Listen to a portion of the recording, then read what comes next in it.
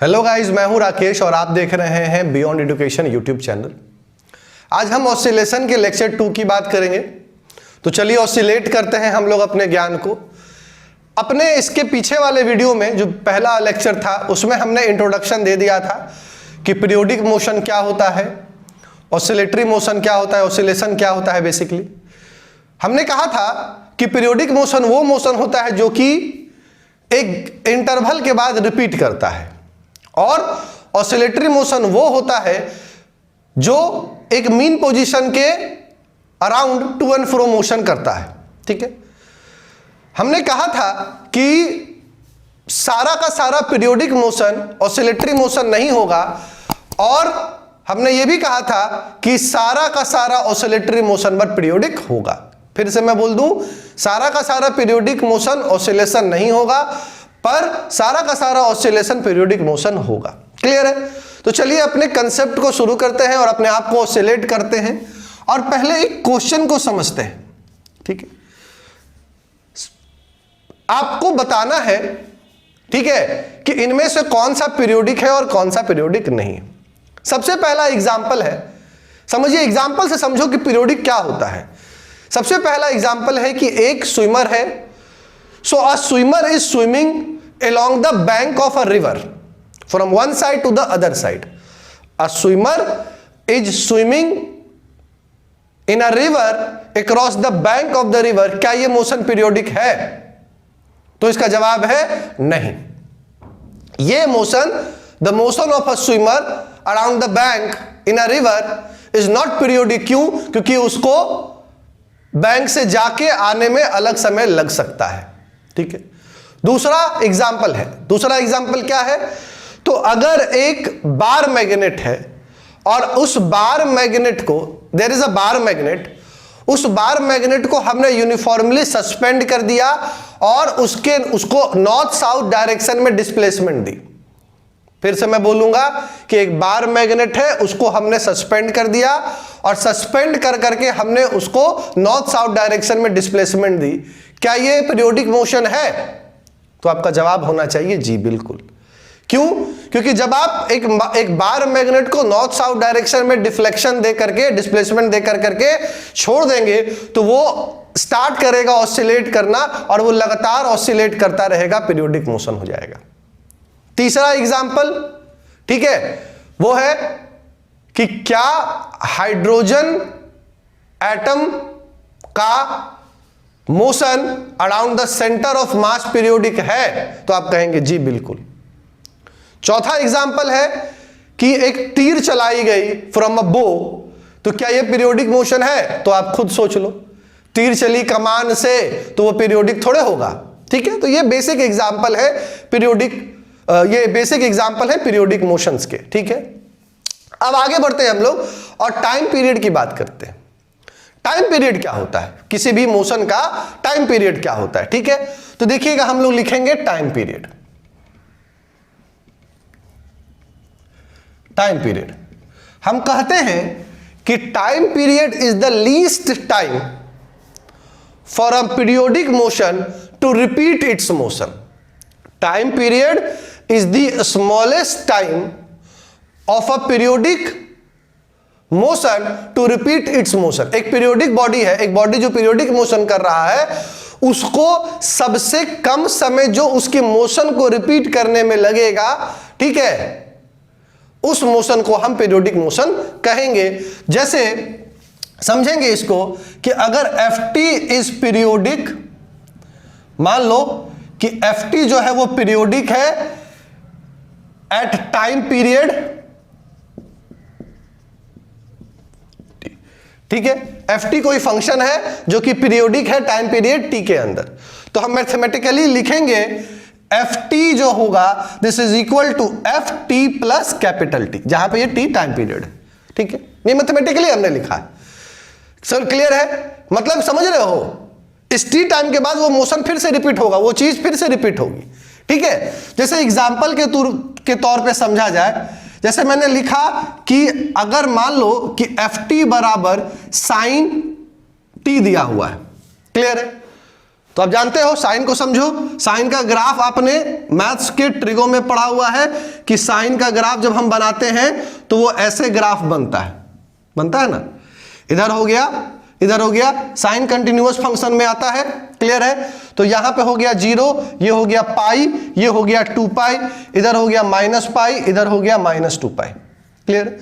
हम कहते हैं कि साइन जो है, साइन की वैल्यू रिपीट करती है आफ्टर 2 पाई, क्लियर है। मतलब साइन की वैल्यू क्या होती है, 0 से 2 पाई, 2 पाई से 4 पाई, 4 पाई से 6 पाई, ये वैल्यू क्या करती है, ये वैल्यू रिपीट करती है इस इंटरवल में, क्लियर है। तो हम एफ टी बराबर साइन टी, पहले एक और ग्राफ को देख लो, आपने ये वाला ग्राफ भी बनाया ही होगा, ठीक है। यहां पे साइन की वैल्यू 0 होती है, यहां पे साइन की वैल्यू 1 होती है, यहां पे 0 होती है और यहां पे फिर से -1 होती है और फिर यहां 0 होती है, क्लियर है, समझ रहे हो मेरी बात।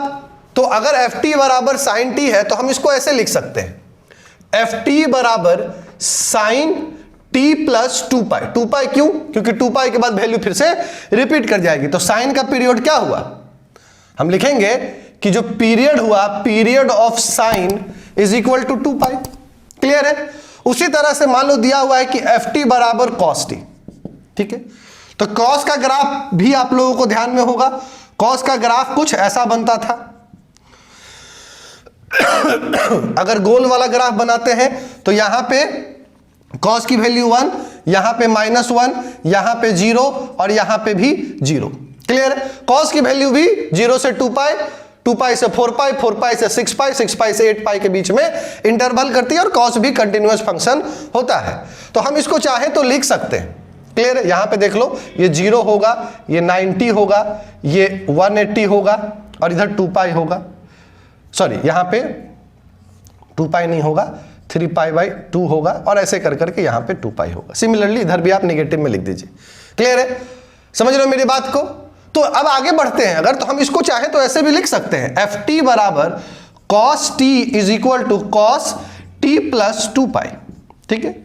तो यहां पे जो कॉस हुआ इसका भी जो पीरियड हुआ वो पीरियड कितना हुआ, 2 पाई हुआ, क्लियर है। समझना है, बहुत कोई मुश्किल नहीं है, कोई बहुत बड़ा कोई टफ चीज नहीं समझा रहे हैं, बहुत मुश्किल चीज नहीं, आसान ही है ये सब, क्लियर है।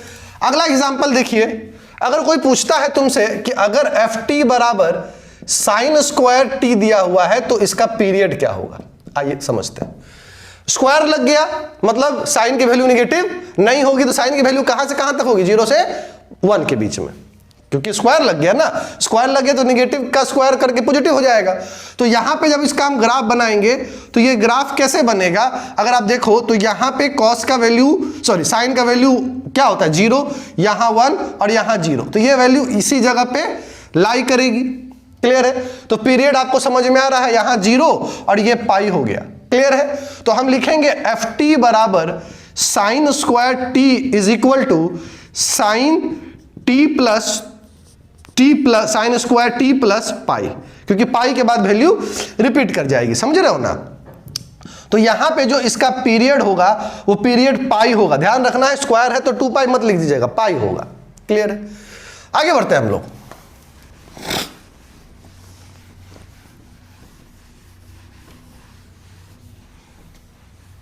ठीक है। आगे देखिए, अगर आपसे कोई पूछता है कि find the time period, find the period of sign F T बराबर साइन 2t, ठीक है।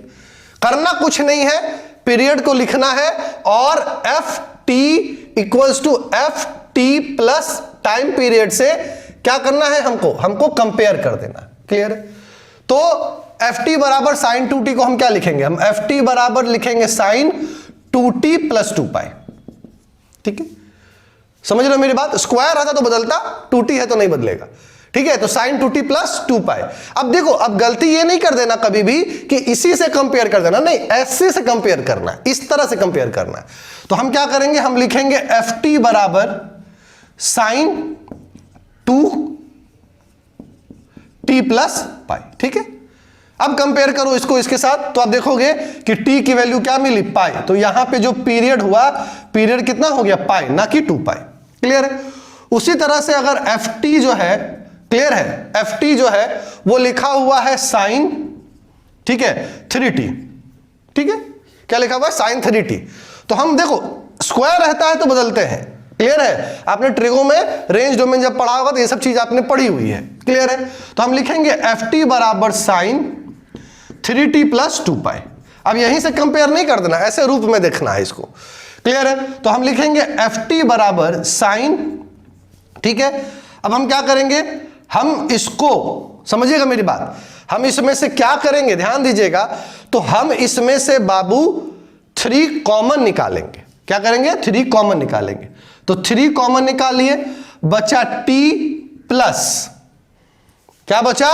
ध्यान से समझिएगा। तो बचता है क्या, अगर आपको नहीं समझ में आ रहा, तो अगर बाबू 3t प्लस 2π है, ठीक है, तो हमको यहां पे क्या चाहिए, हमको यहां पे कॉमन करना है। हमको क्या बनाना है? हमको बनाना है इसको एफ टी प्लस टी। तो जब हमने यहां से 3 कॉमन निकाला, क्लियर है, तो 3 कॉमन निकालने का तरीका थोड़ा सा मैं आपको एक्सप्लेन अच्छे से कर दूं, ठीक है। हम यहां पे क्या लिखेंगे, देखो 3t प्लस 2π है, ठीक है, क्या है यहां पे 3t प्लस 2π, ये हमको t चाहिए। तो हम t चाहिए के लिए क्या करेंगे, 3 से मल्टीप्लाई, क्लियर है, 3 से मल्टीप्लाई और 3 से डिवाइड, क्लियर है। तो हम क्या करेंगे, हम इस पूरे को अंदर में 3 से डिवाइड कर देंगे और 3 से मल्टीप्लाई कर देंगे। अब समझ में आया? ठीक है। तो ये चीज क्या हो जाएगी, ये हो जाएगी साइन 3 तो बाहर चला गया, ये वाला 3 को बाहर लिख दिया, और ब्रैकेट में डिवाइड हुआ तो ये टी रह गया, और ये क्या मिला तुमको, ये मिला तुमको 2π/3 मिला ना। देखो ध्यान से, बिल्कुल इसको इस तरह से बना देना है। ये हो गया तुम्हारा एफ टी का मान, क्लियर है। तो this is equal to sine 3t plus 2π/3। Compare कीजिए इसको इसके साथ, तो आपको जो पीरियड मिलेगा वो पीरियड क्या मिलेगा, 2π/3। क्लियर है? ये ध्यान से समझना है पीरियड को। अब एक क्वेश्चन है, आप इसको सॉल्व करके कमेंट में लिखिएगा। क्वेश्चन है कि अगर एफ टी बराबर sine T plus cos T दिया हुआ है, ठीक है, एफ टी बराबर sine T plus cos T दिया हुआ है, तो आपको बताना है कि इसका पीरियड क्या होगा। ठीक है, आप बताइएगा, हम अगले वीडियो में बताएंगे सही है या गलत है, आप कमेंट कीजिएगा। ठीक है, चलो अब आगे बढ़ते हैं हम लोग। ये तो पीरियड की बात हो गई। पीरियड क्या है भाई, तो पीरियड है least time for a periodic motion to repeat its motion. ठीक है, बहुत आसान है ये। अब बात करते हैं एसएचएम की। एसएचएम बोले तो सिंपल हार्मोनिक मोशन। ठीक है, सिंपल हार्मोनिक मोशन बाबू क्या होता है, तो simple harmonic motion is a special case of oscillatory motion. Clear है, हम बोलेंगे एसएचएम जो है is a special case of oscillation. Clear है, एसएचएम क्या है, तो SHM is a special case of SHM, sorry, SHM is a special case of oscillation. अब किस बॉडी को ऑसिलेशन में कहेंगे, सुनिएगा मेरी बात को, समझिएगा, लिखेंगे a body is said to be in SHM. सुनिएगा, a body is said to be in SHM if it moves to and fro along a straight line about a mean position। ये मान लो मीन पोजीशन। ठीक है, ये क्या है आपका mean position.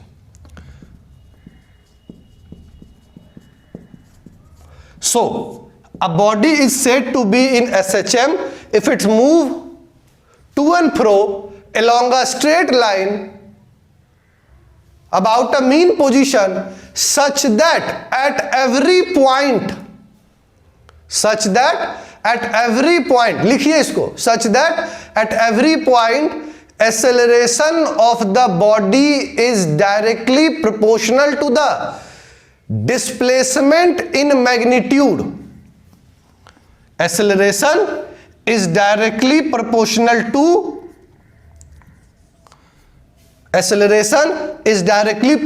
to displacement in magnitude but opposite in direction directed away from the mean position। Clear है, ये डायरेक्टेड अवे, क्लियर है। सो हम कहेंगे a is directly proportional to minus y, not gamma, y. Minus क्या show करता है? Minus show करता है कि the direction of acceleration and displacement is always opposite. The direction of acceleration is toward the mean position, acceleration toward the mean position और displacement away from the mean position. बाबू ठीक है ना। सो फिर से बोल देता हूं, क्या है एसएचएम, नोट कर लीजिए। तो a body is said to be in SHM, a body is said to be in SHM if it moves to and fro along a straight line about a mean position such that at any point the acceleration is directly proportional to the displacement. The acceleration is directly proportional to the displacement in magnitude opposite in direction, and the displacement is always directed away from the mean position. याद रखना है, displacement is always directed away from the mean position. And also ठीक है, displacement is always measured from the mean position। बच्चा, displacement is always measured from the mean position. इसको note कर लो, बढ़िया से समझो। क्या समझना है? तो एक्सेलरेशन की direction toward the mean position होगी, मीन पोजीशन की तरफ, और डिस्प्लेसमेंट हमेशा उससे अवे होगा। क्लियर है? तो क्योंकि एक टुवर्ड और एक अवे, तो ऐसे हो गया ना, ऐसे हो गया, तो एक पॉजिटिव तो दूसरा ऑटोमेटिकली नेगेटिव। क्लियर है? सो ए प्रोपोर्शनेट क्या हो गया? Minus Y. फिजिक्स पढ़े हो, क्या होता है प्रोपोर्शनलिटी खत्म करने के लिए? कांस्टेंट लगाते हैं, कांस्टेंट लगाइए तो a बराबर क्या हो जाएगा? के वाई माइनस, जहां पे k क्या है? k is called the proportionality constant, k is a constant in this equation. Clear है? आ गई बात समझ में? सो ये आपका एसएचएम होता है, बहुत सिंपल है एसएचएम। स्पेशल केस है ऑसिलेशन का, खाली उस समय क्या ध्यान रखना है कि एक्सेलरेशन जो होगा वो डायरेक्टली प्रोपोर्शनल होगा डिस्प्लेसमेंट के, और एक्सेलरेशन और डिस्प्लेसमेंट की डायरेक्शन हमेशा अपोजिट होगी। क्लियर? इसके बाद हम लोग बात करेंगे कंडीशन की। तो यहां तक नोट कर लीजिए, नोट कर करके हम लोग आते हैं कंडीशन समझेंगे, हम लोग कंडीशन को देखेंगे। ठीक है, चलिए नोट किया जाए। चलिए तो फिर हम लोग कंडीशन फॉर एसएचएम समझते हैं। एसएचएम को हम लोगों ने देख लिया, तो कंडीशन क्या होता है एसएचएम का, पहले उसकी बात भी हम लोग कर लें। तो एसएचएम का पहला कंडीशन है कि जो पार्टिकल का मोशन होगा, the motion of the particle must B periodic. पहला पॉइंट है कंडीशन फॉर एसएचएम में कि जो पार्टिकल है उस पार्टिकल का जो मोशन होगा, the motion should be periodic. Particle must move to and fro, particle must move to and fro about a mean position। Particle periodic होगा, पीरियोडिक के साथ ही साथ उसका मोशन टू एंड फ्रो होगा अबाउट अ मीन पोजीशन, अपने एक mean position के वो टू एंड फ्रो करेगा, अपने मीन पोजीशन से वो टू एंड फ्रो मोशन करेगा। थर्ड पॉइंट है कि पार्टिकल, एक्सेलरेशन ऑफ पार्टिकल जो है वो must be directly proportional to the displacement from the mean position. समझ रहे हो मेरी बात? इसके पीछे मैंने बताया हुआ है कि displacement of a particle is always measured from the mean position. ठीक है? सो यहां पे acceleration of a particle must be directly proportional to the displacement, clear है, of the particle from the mean position, which is a is directly proportional to minus y. Clear है? मैंने यहां पे minus Y क्यों रखा, तो मैंने बता दिया है कि the direction of acceleration and displacement is always opposite. क्या बताया मैंने कहा था कि the direction of acceleration is always opposite to the direction of displacement is always directed away from the mean position while acceleration is always directed toward the mean position. Clear है? अगला point है, ठीक है, कि acceleration of a particle must be directed toward the mean position. फिर से मैं बात रिपीट कर दूं कि acceleration of a particle must be directed toward the mean position, जबकि acceleration of the particle is measured from the mean position and is directed away from the mean position. Clear है? उसके बाद acceleration of the particle and displacement must always be opposite to each other. हमेशा अगर acceleration की direction मान लो ये है तो डिस्प्लेसमेंट की ये होनी चाहिए, अपोजिट होनी चाहिए। क्लियर है? अब देखो, जब मैंने ऑसिलेशन बताया था, जब इंट्रो दिया था, तो मैंने कहा था कि ऑसिलेशन में सिंपल हार्मोनिक मोशन दो तरह का होता है और सिंपल हार्मोनिक जो है वो स्पेशल केस ऑफ ऑसिलेशन ही है। क्लियर है? तो अगर ऑसिलेशन सिंपल हार्मोनिक मोशन दो तरह का है तो एक था लीनियर ऑसिलेशन या लीनियर सिंपल हार्मोनिक मोशन, और दूसरा यहां पे मैंने लिखा है that is the angular simple harmonic motion. Linear simple harmonic motion वो मोशन होगा जहां पे बॉडी का जो डिस्प्लेसमेंट होगा वो लीनियर डिस्प्लेसमेंट होगा, वेलोसिटी लीनियर होगी और एक्सेलरेशन भी लीनियर होगा। जबकि एंगुलर डिस्प्लेसमेंट वो डिस्प्लेसमेंट होगा, एंगुलर सिंपल हार्मोनिक मोशन वो मोशन होगा जहां पे बॉडी की displacement, body will undergo angular displacement, it will have angular velocity and it will have angular acceleration. Clear है? तो यहां पे हम कुछ एग्जांपल देखते हैं, example linear simple harmonic motion का। क्लियर है? तो सबसे पहला एग्जांपल है वो है oscillation of a swing with small amplitude. ध्यान रखिएगा, एम्पलीट्यूड स्मॉल होगा तो जो बॉडी है वो लीनियर डिस्प्लेसमेंट करेगी। क्लियर है? सो पहला एग्जांपल है oscillation of a swing with small amplitude. दूसरा oscillation of a loaded spring. मान लो कि ये लोडेड स्प्रिंग है, ये अपने कैसे करेगा मोशन, ये इस तरह से ऊपर नीचे ऊपर नीचे ऊपर नीचे मोशन करेगा। So oscillation of a loaded spring is also your example of linear simple harmonic motion. तीसरा oscillation of simple pendulum with small amplitude. Again, अगर एक छोटा सा पेंडुलम, अगर एक स्मॉल पेंडुलम स्मॉल एम्पलीट्यूड के साथ ऐसे ऐसे कर करके वो अगर टू एंड फ्रो मोशन करता है तो वो भी आपका लीनियर सिंपल हार्मोनिक मोशन का एग्जांपल होगा। अगला है vibration of prongs of a turning frock. जैसे अगर आप देखो कि ये ना इस तरह से एक टर्निंग फ्रॉक होता है, ठीक है, ये इसके प्रॉन्ग्स होते हैं, ठीक है। अगर ये प्रॉन्ग्स को आप थोड़ा सा डिस्टर्ब करो तो it will start to vibrate, ये इस तरह से वाइब्रेट करना स्टार्ट करेगा। सो ये जो वाइब्रेशन होती है टर्निंग प्रॉक्स की, वो जो वाइब्रेशन है वो कहलाती है सिंपल हार्मोनिक मोशन का linear part, linear simple harmonic motion. अगला है oscillation of a floating object on water wave. पानी की तरंगों पे जब कोई भी बॉडी फ्लोट करती है तो उसका जो ऑसिलेशन होता है वो ऑसिलेशन भी लीनियर सिंपल हार्मोनिक मोशन की एग्जांपल में आता है। आगे बात करते हैं हम लोग, ये देखो इसको हम लोग ना वेव ऑप्टिक्स में बहुत अच्छे से पढ़ेंगे, यहां पे भी पढ़ेंगे पर वहां पे भी एक बार और पढ़ेंगे। क्या है एग्जांपल? तो वो है vibration of particles of a medium. किसी भी मीडियम के पार्टिकल का वाइब्रेशन कब? जब एक मैकेनिकल वेव उस मीडियम से प्रोपागेट करती हो। जब कोई मैकेनिकल वेव किसी मीडियम से प्रोपागेट करती है तो उस मीडियम के पार्टिकल जो वाइब्रेशन करते हैं वो vibration linear simple harmonic motion कहा जाता है।